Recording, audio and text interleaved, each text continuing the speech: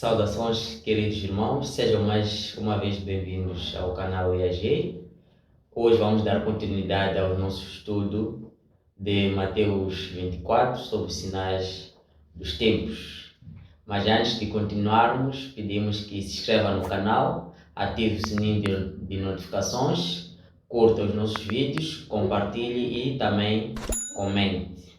Bom, hoje vamos abordar sobre os sinais religiosos. Nos estudos passados tivemos a oportunidade de abordar sobre os sinais da natureza e também os sinais do mundo civil ou social.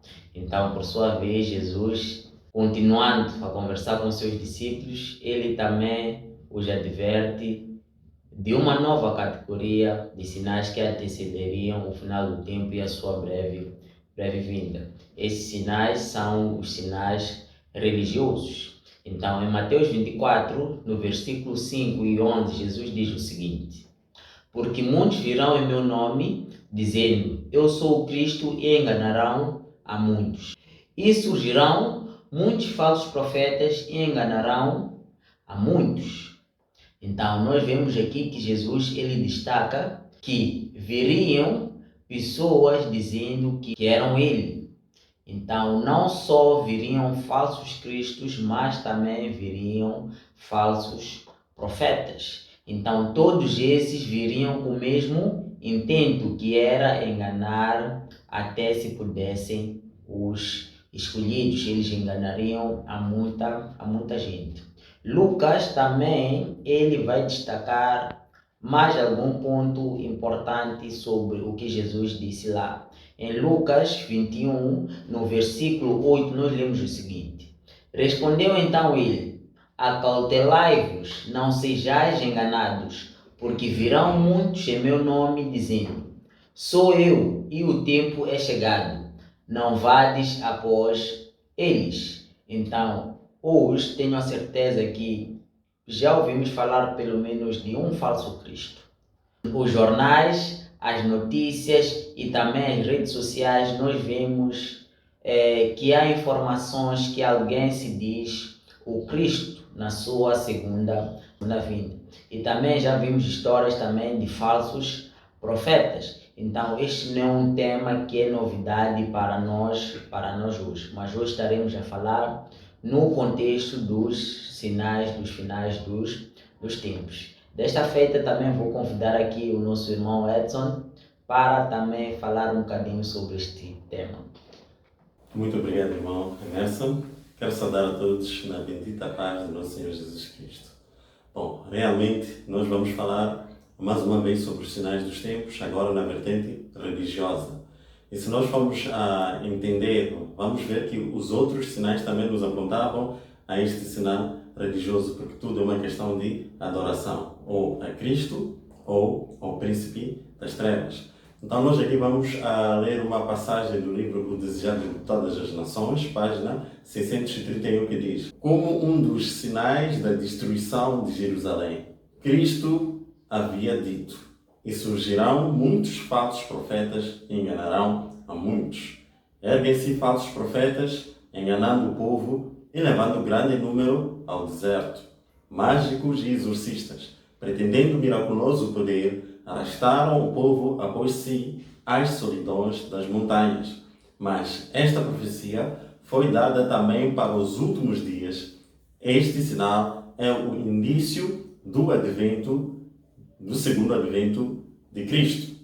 Então nós vemos aqui, com base nessa citação, que surgiriam muitos falsos profetas e enganariam a muitos. Isto aconteceu, de facto, no tempo antes da destruição de Jerusalém, como Cristo havia predito em Mateus 24.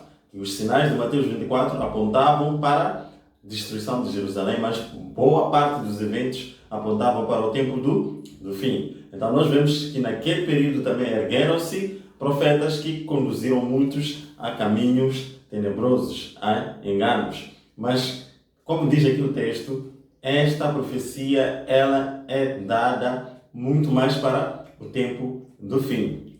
Então, nós vivemos tempos, de facto, em que temos visto muita manifestação religiosa. E temos vindo a ver também muita movimentação de muitos buscando a adoração. Agora a questão é, será que todos estão a adorar a Deus em espírito e em verdade? Vamos ler aqui um texto em Mensagem Escolhida, página 49 e 72. Nos diz assim, a página 49. Encontraremos falsas pretensões, erguer-se-ão falsos profetas, haverá falsos sonhos e visões falsas. Pregai, porém, a palavra, não vos desvieis da voz de Deus em sua palavra. Então nós aqui encontramos a exortação da serva do Senhor, nos trazendo aquilo que deve ser a posição daqueles que são fiéis a Deus. Enquanto estas coisas acontecerem, nós devemos nos empenhar em pregar a verdade. E todos nós também sabemos que a palavra de Deus é a verdade. Então, sendo assim, enquanto esses eventos acontecem, não devemos nos deixar iludir com essas manifestações prodigiosas que a gente tem vindo a ver por aí. Mas sim, fundamentarmos-nos na verdade e pregar esta verdade para que muitos sejam despertados. Continuando o texto, diz o seguinte: tem sido mostrado muitos que pretenderão ser especialmente ensinados por Deus e tentarão levar outros, e por erradas ideias de dever empreenderão uma obra que Deus nunca pôs sobre eles. O resultado será confusão. Não será isso que nós temos vindo a ver nos tempos atuais? Muitos pretendendo ter visões, muitos se julgando estar a receber um dom profético ou um espírito de profecia, de uma forma estranha, que não vai de acordo com aquilo que as Escrituras Sagradas dizem. Então aqui nós somos alertados sobre o perigo de muitos que se dizem ser possuidores deste espírito que leva, ou seja, que traz consigo um dom profético estranho, não baseado nas Escrituras, conduzindo a muitos outros, assim se multiplicando este cenário religioso, ou seja, havendo muitos ministérios por aí que infelizmente não estão para pregar a verdade, mas sim para iludir muitos ao erro. Agora, irmão Edson, nós vemos aqui que Jesus ele adverte que esses falsos profetas e falsos cristos viriam fazer sinais grandes prodígios, ou seja, eles fariam milagres.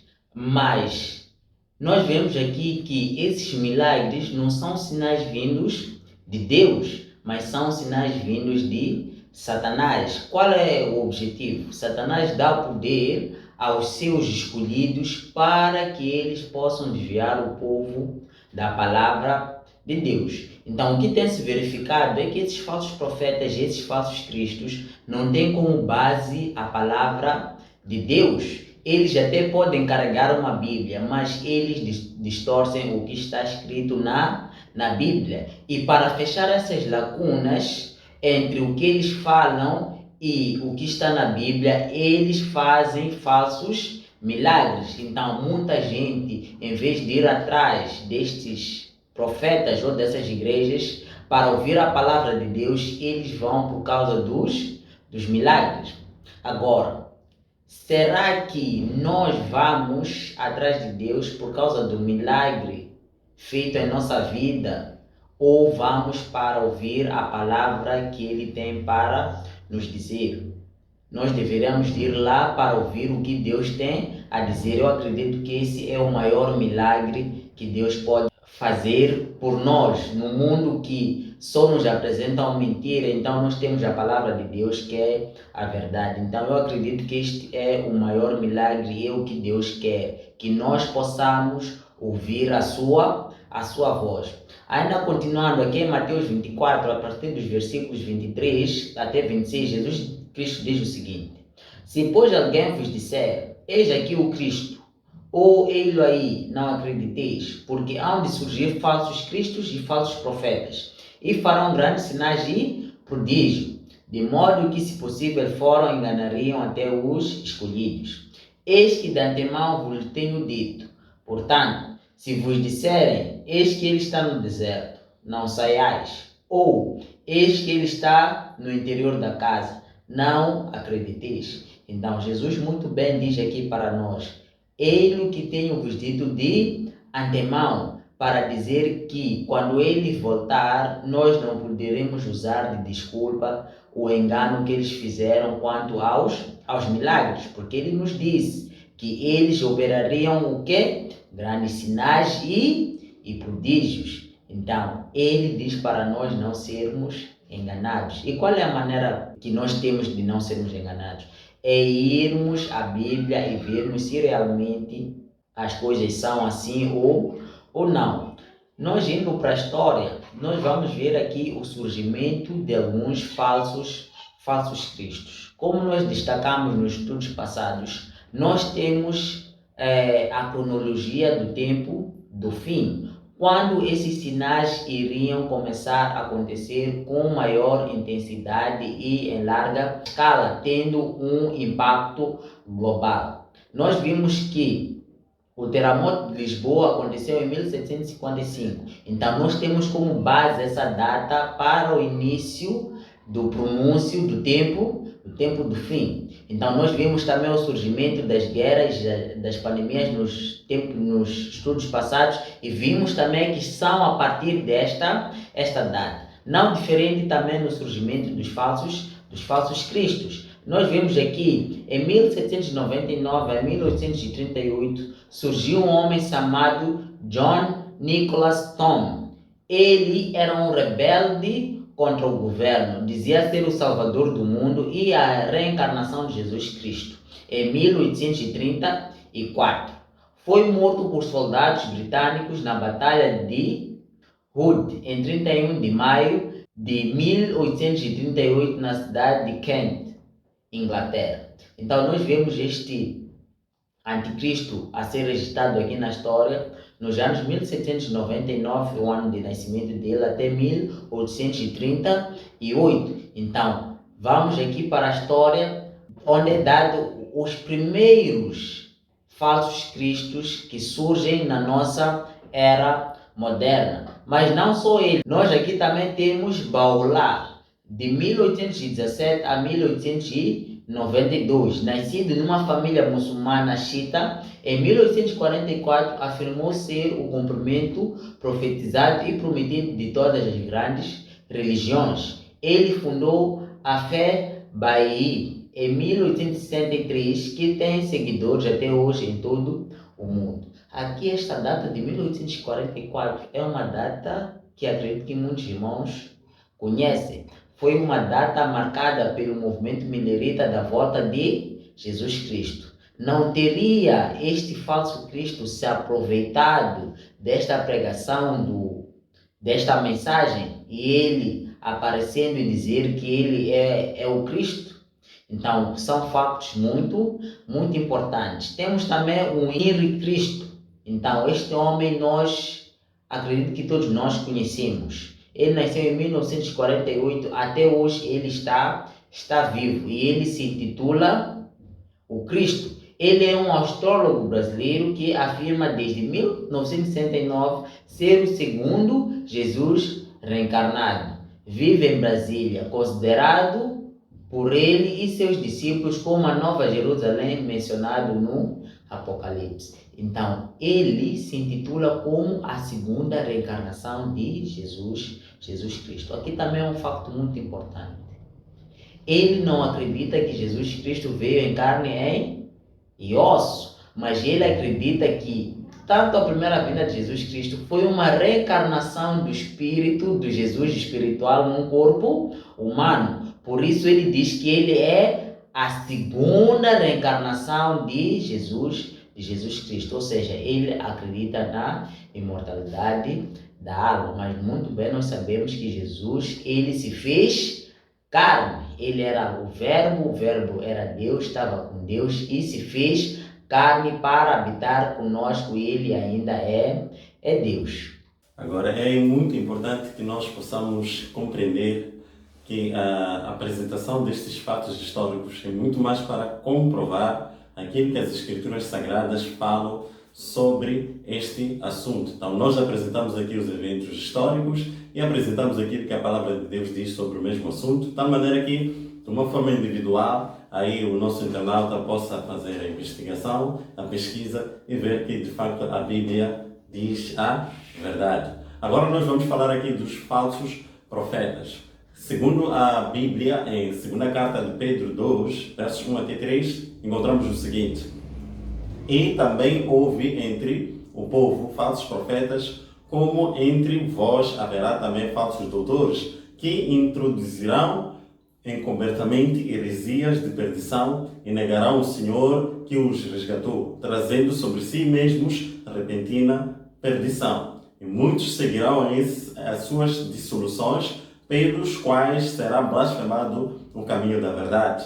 E por avareza farão de vós negócio com palavras fingidas, sobre os quais já de largo tempo não será tardia a sentença e a sua perdição não dormida. Então nós vemos aqui a manifestação de falsos profetas. E como havia bem predito aqui o profeta, ou seja, o apóstolo Pedro, nos apresenta aqui que seria a sua intenção, a intenção desses profetas. Fariam dos seus servos, negócio, ou seja, extrairiam destes servos ganho financeiro, de tal maneira que eles pudessem satisfazer aquilo que são os seus desejos. Então, esta é uma das formas como muitos profetas se manifestariam neste tempo do fim. E nós temos vindo a ver, de fato, muitas movimentações aí, de muitos que se dizem ser profetas, mas, infelizmente, buscam extrair aquilo que as pessoas que sinceramente buscam a Cristo para o seu próprio enriquecimento. Então, este é um dos sinais que a Bíblia nos disse que deveríamos tomar cautela, porque apareceria no mundo cristão.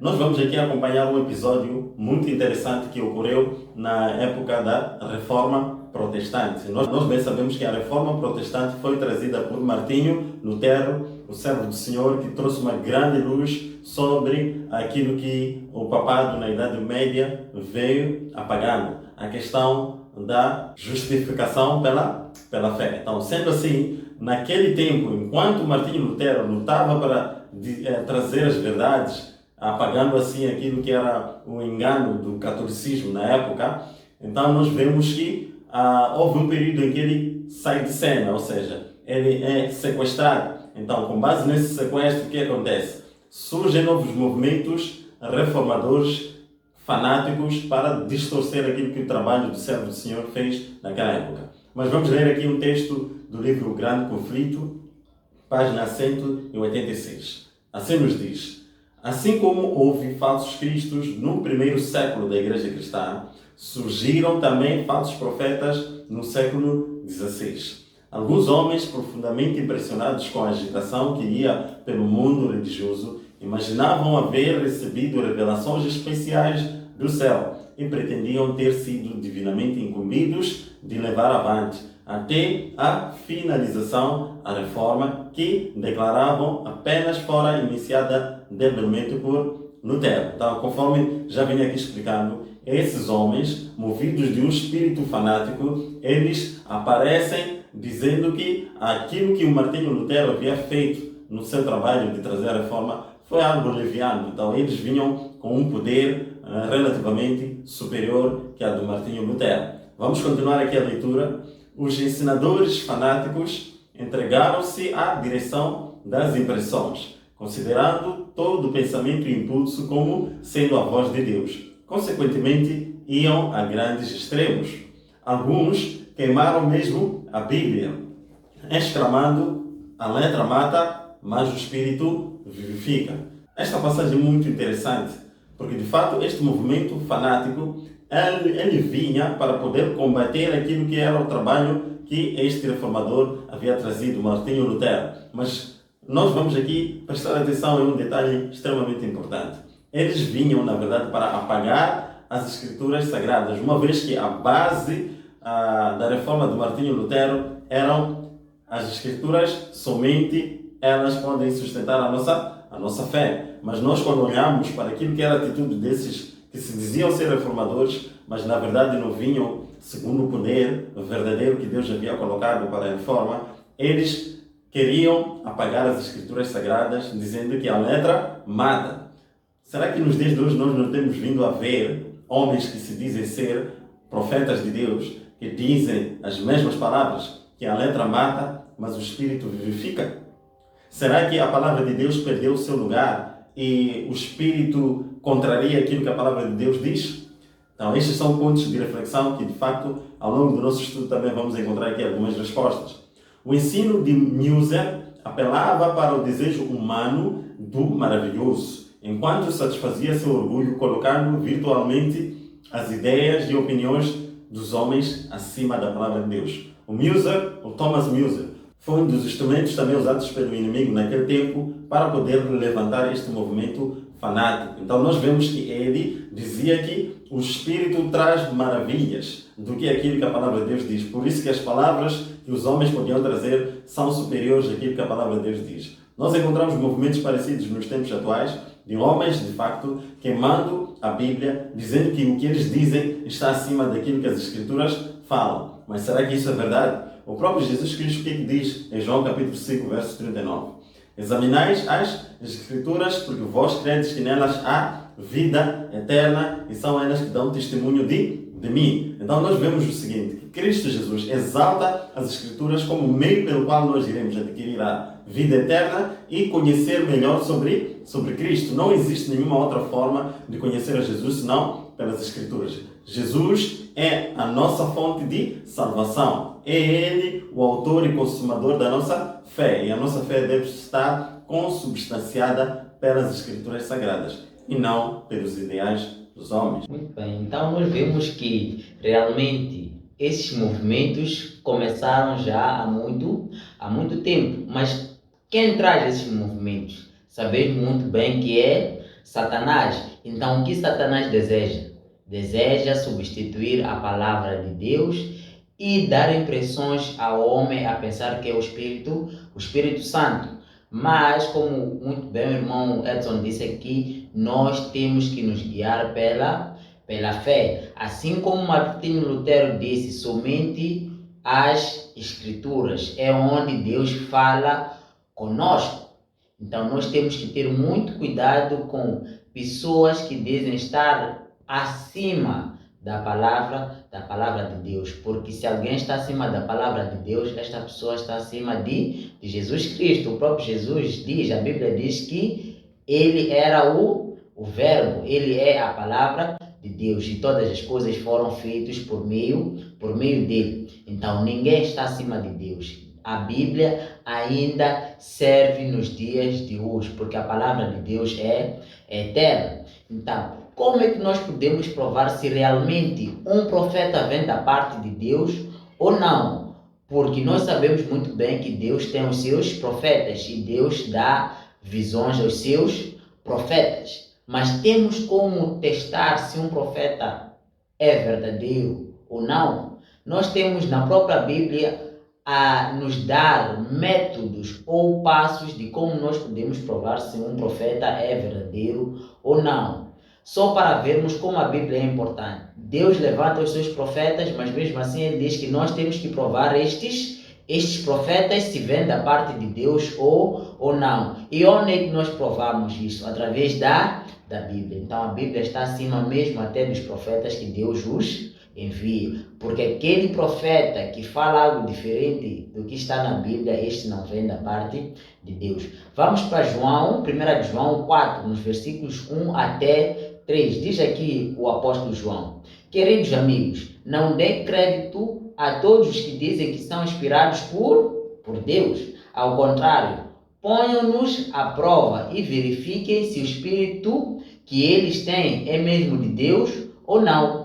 Pois muitos falsos profetas têm saído pelo mundo afora. Então, o próprio apóstolo João, ele também diz que nós temos que testar os profetas. O próprio apóstolo Paulo disse que se vier alguém e pregar um evangelho diferente deste que nós estamos a pregar aqui, que é Jesus Cristo, este seja anátema. Continuando, 2. A maneira pela qual vocês podem verificar se o Espírito que eles têm é mesmo de Deus é esta. Então aqui ele dá uma dica. Todo profeta que confessa que Jesus Cristo veio à Terra em forma humana tem um Espírito de Deus. Nós vimos aqui que um falso Cristo diz que ele é a segunda reencarnação de Jesus. Então, logo aqui nós podemos eliminar ele como um verdadeiro profeta ou um verdadeiro Cristo, porque ele não confessa que Jesus Cristo veio em forma humana. Todo profeta que não confessa isso a respeito de Jesus não tem o Espírito de Deus. O profeta Isaías também diz algo aqui no seu livro, no capítulo 8, verso 20, diz o seguinte: a lei é o testemunho. Se eles não falarem segundo esta palavra, é porque não há luz nele. Nós sabemos que a lei são os primeiros 5 livros da Bíblia, de Gênesis até Deuteronômio, e todos os outros livros são testemunhos. Então, se o profeta não falar segundo a lei e ao testemunho, eles não verão a luz. E quem é a luz do mundo? É Jesus, Jesus Cristo. Ainda que em Deuteronômio 13, o próprio Moisés ele vai nos dizer o seguinte: quando o profeta ou sonhador de sonhos se levantar no meio de ti e te der um sinal ou prodígio, e suceder o tal sinal ou prodígio de que te houver falado, dizendo, vamos após outros deuses que não conheceste e sirvamo-nos, não ouvireis a palavra daquele profeta ou sonhador de sonhos, porquanto o Senhor vosso Deus vos prova, para saber se amais o Senhor vosso Deus com todo o vosso coração e com toda a vossa alma. Então, nós sabemos que estes profetas dizem, muitas das coisas que eles dizem realmente acontece. Mas se essa coisa acontecer e ele vos mostrar um caminho diferente daquilo que a lei e o testemunho aponta, nós não devemos seguir, porque também é um teste que Deus nos faz para sabermos se nós amamos a Deus e conhecemos o seu caminho ou nós estamos só porque queremos interesses ou queremos ver maravilhas por parte de Deus. Então, a nossa base de fé é a Sagrada Escritura. Bom, conforme Cristo disse, mesmo por suas próprias palavras, que viria um tempo em que muitos iriam adorar a Deus e adorariam a Deus em espírito e em verdade. Isso está em João capítulo 4, verso 23. Então nós vamos ver que a adoração a Deus em espírito e em verdade, ela tem como base as Escrituras Sagradas e não aquilo que os homens têm apresentado como ser um poder superior. Nós vamos acompanhar aqui alguns movimentos que têm vindo a surgir nesses últimos tempos. Conforme nós dissemos, os últimos tempos eles iniciam após 1755, ou seja, a ocorrência do grande evento da natureza, que é o grande terremoto de Lisboa. Então, depois disto, todas as coisas que acontecem, elas acontecem conforme descrito em Mateus 24, apontando os sinais do tempo do fim. Então, sendo assim, alguns movimentos de fato religiosos surgiram após este período. Então, nós vamos acompanhar aqui alguns desses movimentos. Vamos começar pelo movimento pentecostal. Vamos falar aqui alguma informação acerca deste movimento em torno daquilo que nós temos na bibliografia. O movimento pentecostal de hoje traça seus vestígios na sua comunidade a uma reunião de oração no Colégio Bíblico Betel, na cidade de Topeka, estado do Kansas, nos Estados Unidos, em 1º de janeiro de 1901. William Seymour, um pregador negro, conseguiu assistir às aulas bíblicas de Parham. Seymour viajou para Los Angeles, onde sua pregação provocou o avivamento da Rua Azusa em 1906. Então nós vemos aqui o surgimento deste novo movimento pentecostal. Então ele surge de fato nos Estados Unidos. É extremamente importante nós olharmos para os Estados Unidos como o lugar onde ocorrem esses eventos, porque os Estados Unidos têm um papel muito importante nas profecias. Então, sendo assim, nós vemos que este movimento fanático, não é, pentecostal atual, ele tem o seu surgimento onde? Nos Estados Unidos. Mas qual é a sua doutrina? O que eles de fato defendem? Vamos ver aqui, conforme foi dito, temos que provar pelas Escrituras, ver se de fato o que eles defendem vai de acordo com aquilo que as Escrituras dizem ou não. Logo cedo, os pentecostais foram incentivados por seu entendimento de que todo o povo de Deus poderia profetizar nos últimos dias antes da segunda vinda de Cristo. Eles olharam para as passagens bíblicas sobre o Pentecostes no 2º capítulo de Atos, em que Pedro citou a profecia contida em Joel 2, que diz: nos últimos dias, Deus diz, eu derramarei meu espírito sobre todos os povos. Vossos filhos e vossas filhas profetizarão, vossos jovens terão visões, vossos velhos terão sonhos. Assim, quando a experiência de falar em línguas espalhou-se em todos os homens e mulheres na rua Azusa, um sentido de urgência tomou conta quando eles começaram a olhar para a segunda vinda de Cristo.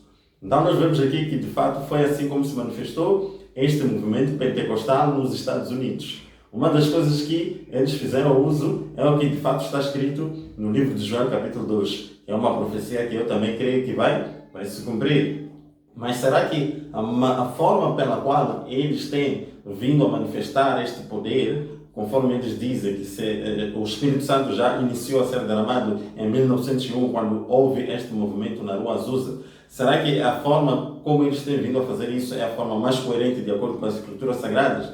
Nós temos vindo a ver aí a manifestação de línguas. Muitas pessoas dizendo que após receber o Espírito Santo falam em línguas. Aliás, isso tem sido até uma prova de que alguém tem ou não tem o Espírito Santo nessas igrejas pentecostais. Mas será que essas línguas, que não são muitas das vezes percebidas, nem pelos que as falam, são o dom de língua derramado, mesmo conforme o que está registrado em Atos capítulo 2? Então nós vamos verificar mais adiante que estes movimentos que trazem estas manifestações não vão de acordo com as Escrituras, porque o que dizem não é percebido nem pelo ouvinte, nem pelo falante. Então, há aqui uma demonstração clara de que não é com base nas Escrituras Sagradas o que eles dizem. É importante destacar esses movimentos porque todos esses falsos profetas estão dentro destes movimentos. As suas doutrinas não são novas, mas são doutrinas que estão dentro destes movimentos. Se nós formos aqui a destacar homens, os homens são passageiros, mas os movimentos têm de durar muito tempo. Então, em vez de focarmos em homens, é importante focarmos nas bases que esses homens estão alicerçados. Por isso é muito importante falar destes movimentos, porque se nós notarmos, estes profetas têm muitas coisas em comum. A sua maneira de pregar, a sua maneira de fazer milagres, a sua maneira de extorquir os crentes é a mesma, ou seja, as suas doutrinas são as mesmas. Por isso é importante destacar o movimento em que eles estão inseridos. Temos também, depois do pentecostalismo, surgiu o movimento carismático, mas não iremos abordar de uma forma completa este movimento, mas iremos destacar o movimento em que nós vivemos hoje, que é a junção do movimento pentecostal que iniciou em 1901, mais concretamente teve a sua explosão em 1906 na Rua Azusa, como aqui foi dito, e também o movimento carismático que surgiu após o movimento pentecostal. E este último movimento que nós nos deparamos hoje chama-se o movimento neocarismático ou neopentecostal. O que é isto? É uma coleção ampla de grupos carismáticos independentes e pós-denominacionais. É o movimento mais recente do cristianismo carismático e também os mais numerosos, ou seja, este movimento tem muitos seguidores. Este movimento integra o que é chamado terceira onda do Espírito Santo, um termo cunhado por Peter Wagner.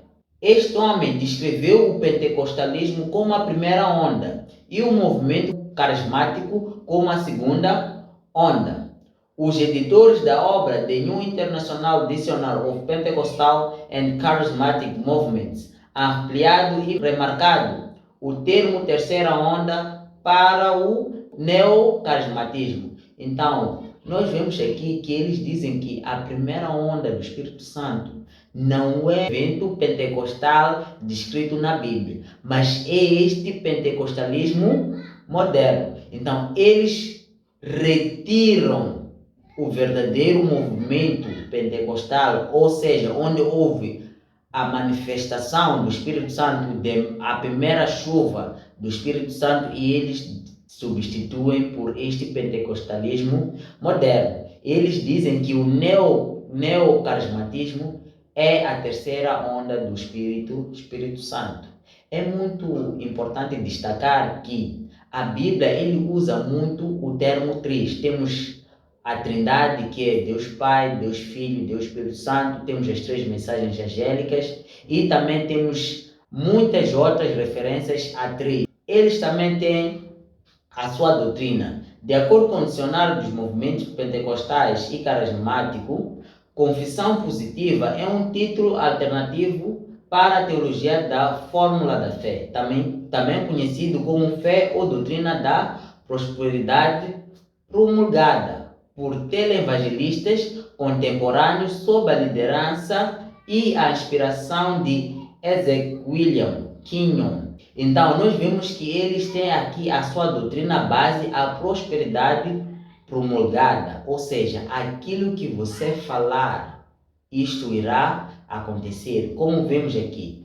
A expressão confissão positiva pode ser legitimamente interpretada de várias maneiras. O mais significativo de tudo é que a expressão confissão positiva se refere literalmente a trazer à existência o que declaramos com a nossa boca, uma vez que a fé é uma confissão, ou seja, nós temos o poder para trazer aquilo que nós desejamos à existência. Mas a Bíblia assim não nos ensina.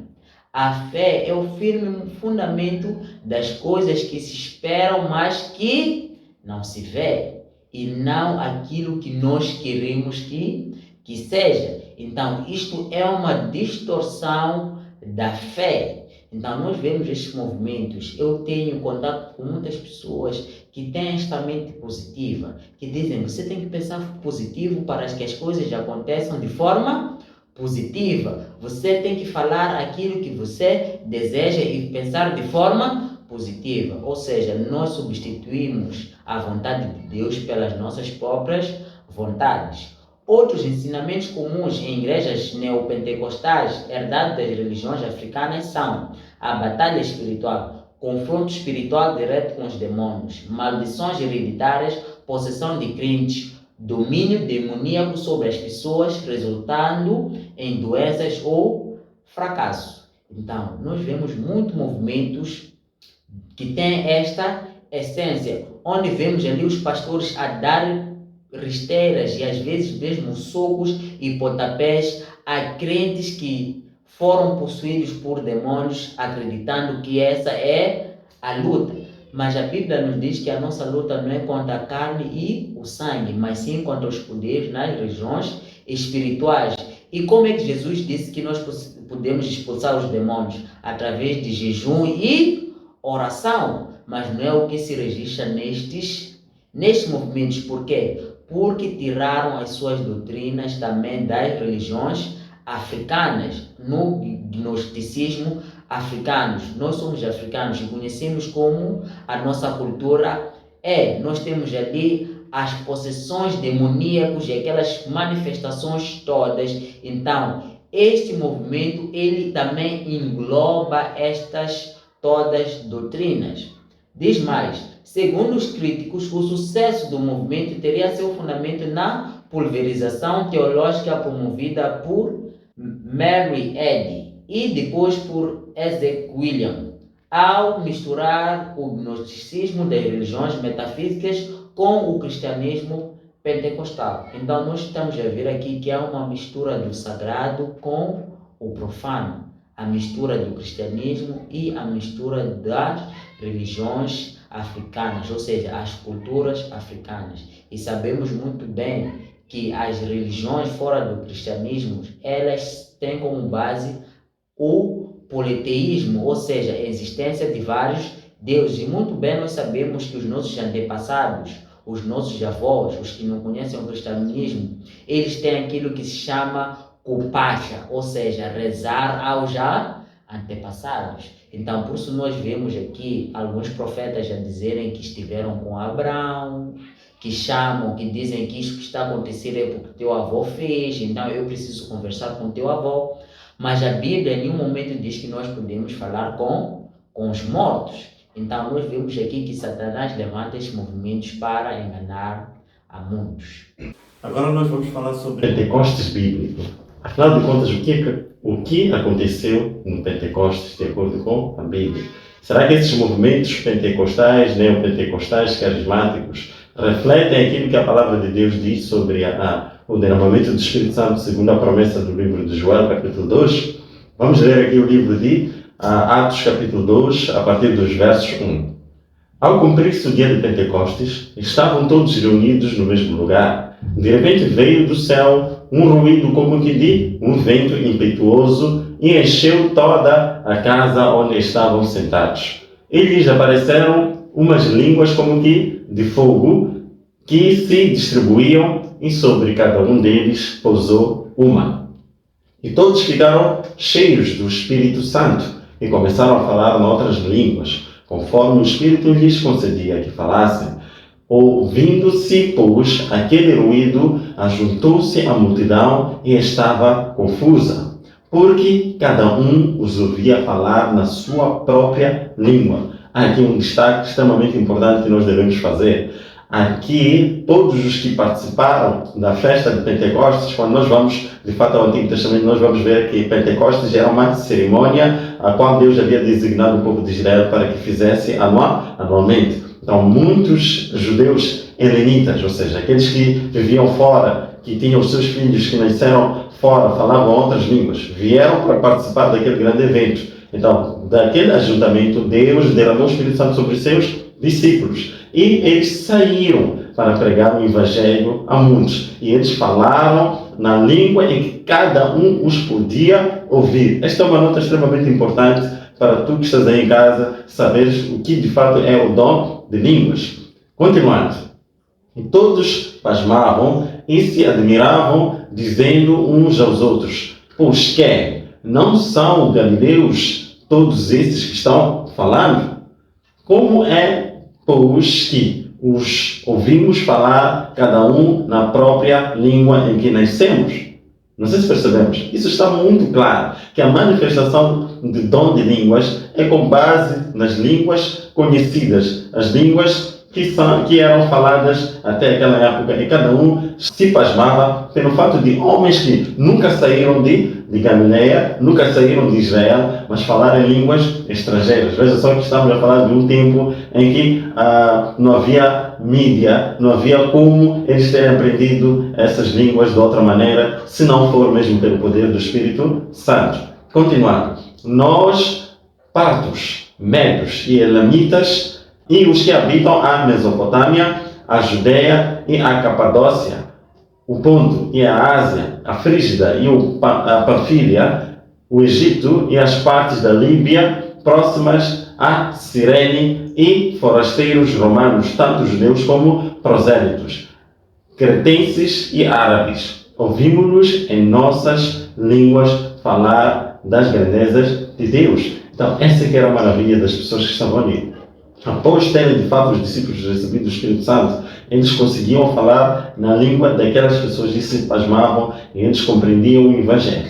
Assim, irmãos, nós aprendemos aqui a maneira como o verdadeiro movimento pentecostal bíblico se manifestou no início na igreja primitiva. Não conforme o fanatismo como nós temos vindo a ver aqui nos nossos dias. É interessante que a Bíblia deixa tudo muito claro. Mas como nós vimos, Jesus advertiu que viriam falsos profetas e enganariam a muitos. E realmente muitos são enganados, crendo que estão falando língua dos anjos. Mas aqui nos é mostrado que as línguas que os discípulos, os apóstolos, falaram são línguas conhecidas de acordo com a necessidade daquele momento. Todos aqueles que visitaram Jerusalém naquele dia, naquela festa, eles deviam ouvir falar de Jesus Cristo que morreu e agora está no céu. Por isso houve a necessidade da distribuição dos dons de línguas. Hoje também acontece no nosso meio, em que missionários saem do seu país de origem para um país onde fala-se outras línguas. Deus ainda hoje opera o mesmo milagre que operou nos tempos dos discípulos. Pessoas que nunca tiveram contato com línguas diferentes, eles conseguem falar aquelas línguas e eles próprios percebem o que eles estão a falar. E aqui nós temos uma advertência muito importante no livro de Ezequiel 13, versículo 2 a 6. Filho do homem, profetiza contra os profetas de Israel que estão profetizando agora. Diga, aqueles que estão profetizando pela sua própria imaginação, ouçam a palavra do Senhor. Suas visões são falsas e suas adivinhações mentira. Dizem, palavra do Senhor, quando o Senhor não os enviou. Contudo, esperam que as suas palavras se cumpram. Então, Deus levanta os seus profetas para profetizarem contra os falsos profetas, dizendo que eles estão a falar coisas da sua própria cabeça e esperam que essas coisas sejam cumpridas. No tempo da pandemia Covid-19, tivemos profetas que disseram que a pandemia iria terminar em um certo mês e dia, mas assim não ocorreu, porque são coisas da imaginação deles. A serva de Deus, no livro Mensagem Escolhida, volume 2, página 72, diz o seguinte: busque cada um a Deus com mais fervor por si mesmo, para que possa compreender individualmente sua vontade. Deus disse que Ele nos daria o seu Espírito para que cada um pudesse entender o que está escrito na sua palavra. Então, a nossa advertência é esta. Certo. Conforme diz a serva do Senhor, devemos buscar cada um de forma individual a Deus com fervor por si mesmo, para que possa compreender individualmente a sua vontade. Como é que nós podemos conhecer a vontade de Deus, senão pelas Escrituras Sagradas?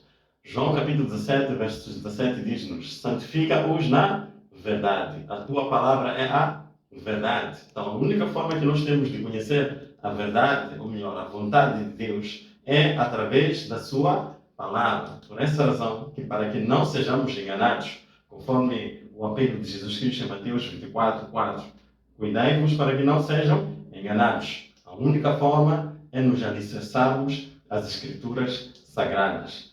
João capítulo 8, verso 32 diz-nos: e conhecereis a verdade, e a verdade vos libertará. Nós seremos libertos se formos às Escrituras Sagradas, porque Deus tem, através da sua palavra, o poder de nos libertar dos erros e desenganos destes movimentos falsos que nós aqui falamos deles. E que Deus possa nos abençoar e nos guiar sempre ao seu caminho, de modo que melhor possamos conhecer a sua vontade. Muito obrigado por terem nos acompanhado. Que Deus possa nos santificar na sua palavra, porque ela é a verdade. Esta é a nossa primeira parte destes sinais religiosos.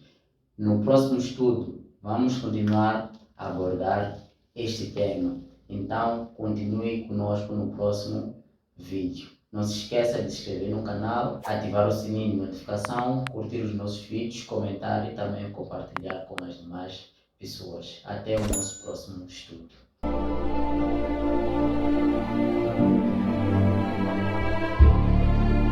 A unção não está só nas mãos e na cabeça, mesmo assim.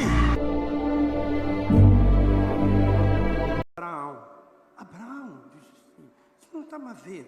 Eu comecei a ver assim, e ele, sentei, comecei a conversar com aquele senhor Abraão. Eu fiquei muito maravilhado, pai, muito obrigado. Eu disse a vocês, rica parayanda, libera mandorobo sempre a caia, lengro sonda la bara. Somos experiências. Quando eu disse a vocês que eu vi Paulo, conversei com Paulo, não creio, são experiências. O apóstolo e o Honório às vezes fazem turnos. Queria explicar a vocês para perceber que é possível eu estar aqui enquanto eu sair para outro sítio. Então ele disse que eu peguei ele pela mão. Eu disse a ele, vamos para a casa dele. Ele pediu para irmos à célula de São Pedro. Quando nós saímos de lá, fomos aonde até ao céu. Eu deixei ele a conversar com Abraão. Quando eu comecei aqui a ensinar, falei da unção de Abraão, sem dizer o nome dele. Unção de quê? De prosperidade. Abraão era rico em gado, em prata, em ouro. E nós somos filhos de Abraão, herdeiros daquela bênção. Comigo, obrigado, pai. Estávamos juntos. Se eu estive lá contigo.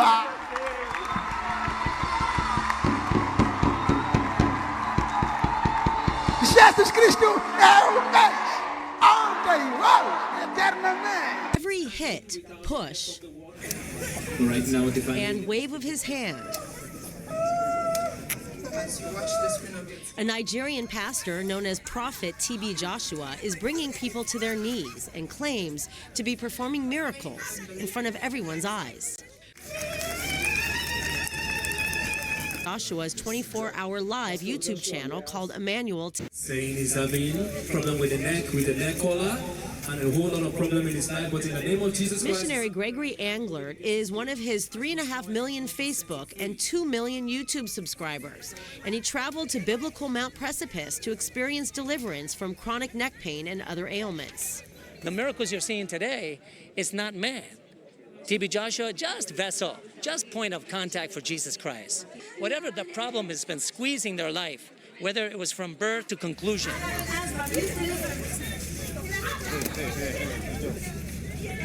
Watch the screen of your television. We just Nazareth native Marianne Rached Moya literally trashed her respirator. Jesus has healed me. Jesus healed my family. We don't need it anymore.